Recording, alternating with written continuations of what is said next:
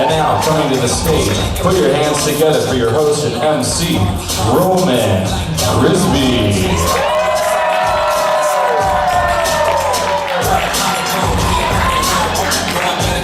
Hello, everybody. Welcome to ASU Comedy and Tempe Improv. Fourscore, because I couldn't come up with an interesting name. How are you guys doing tonight?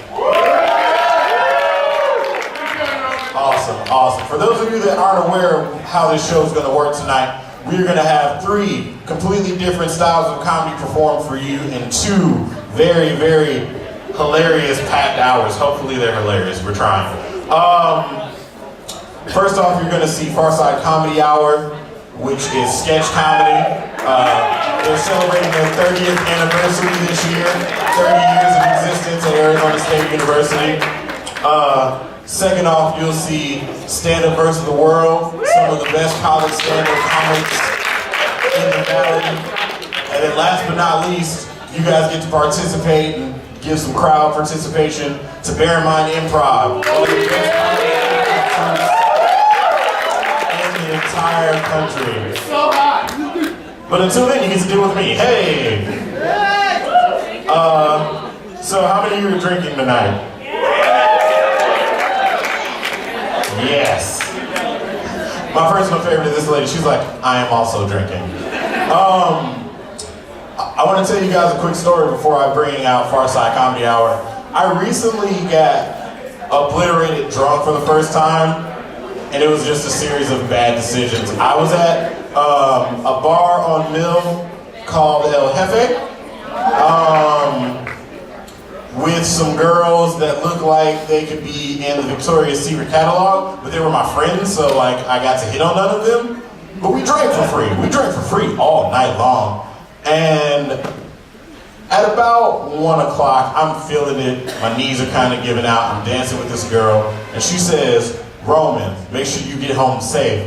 And I said, I will. And something about get home safe in my mind, my drunk mind said, walk home from this club right now. Now, for those of you that understand how Tempe works, El Jefe is on Mill, and I live on Broadway and Priest. I walked home drunk from Mill to Broadway and Priest at 2 o'clock in the morning. Plus, I was wearing a really bright blue sweater. For those of you, have you ever seen the Boise State field? It's just a blue football field. I was wearing a Boise State sweater that was that same color. And for some reason, I walked way too straight because I feel like if I walk straight, no cops will see me stumble. So I walked like this. And then my friend Lindsay was keeping track of me so I didn't die. And she said, Roman, send me a selfie. And all I could do was make this face.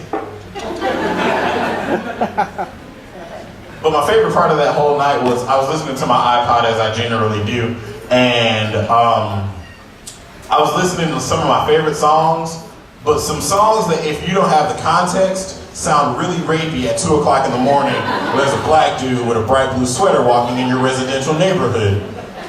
So if you listen to Michael Jackson's Bad, and I'm screaming down the block, your butt is mine, and someone's outside, and they hear me scream that their butt is mine, they might think I want that butt. But I don't.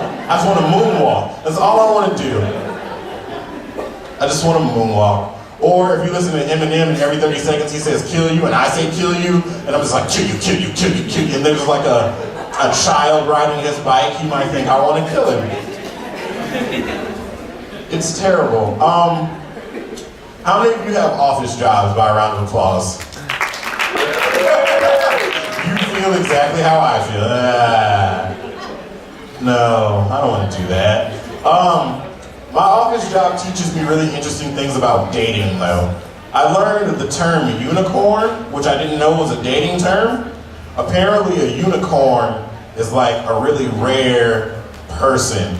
And they said I was a unicorn because I'm black, I'm 27, I don't have no kids that I know of. I've never been arrested. It's been close. I have no baby mama drama, again, that I know of. And I decided, the first time they called me that, I thought they were just calling me gay, and I was like, whoa, wait a minute, don't let the sweaters fool you, man. But after I thought about it and I was like, I don't want to be a unicorn because unicorns aren't real. I want to be something that's more practical. So I'm not a unicorn. The next time you meet someone that's rare, don't call them a unicorn, call them a beehive. Why? Because you know beehives exist, but you can't remember the last time you saw one with your own 2 eyes. Think about it. I think I've seen maybe 3 beehives in my entire life. I've seen way many more, like Mexican couples with a bunch of kids. See, that's not rare. Beehives are rare. Beehives are way more rare than people from the South missing teeth. This is what I'm talking about.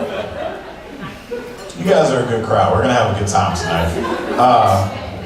The first group coming to the stage right now is celebrating their 30th year in existence. They are a hilarious group of not only actors, but writers, technicians, motivators. Some of them are drinkers. You're gonna get to see all of those things on stage starting in the next couple minutes. So if you could please put your hands together for the comedy stylings of the Far Side Comedy Hour.